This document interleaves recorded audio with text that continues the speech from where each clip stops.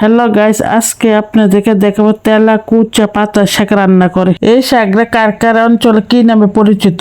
আমাদের কুমিল্লাতে এটাকে তেলা কুচা শাক বলে।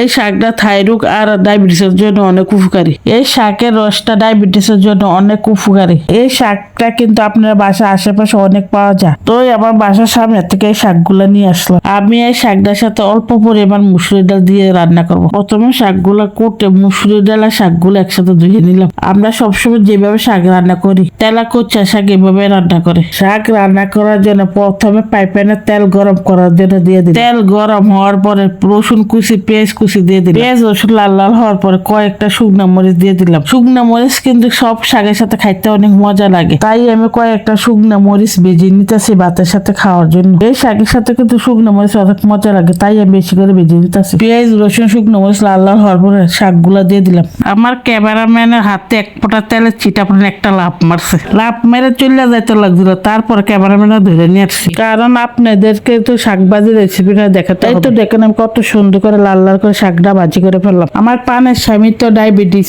তাই আমি তেলা কুচা শাকটা রান্না করে আমার পানের স্বামীরে খাইতে দিলাম। এই শাকটা কিছুদিন পর পর রান্না করে খাইতে চেষ্টা করবেন। এই শাকে অনেক ভিটামিন আছে।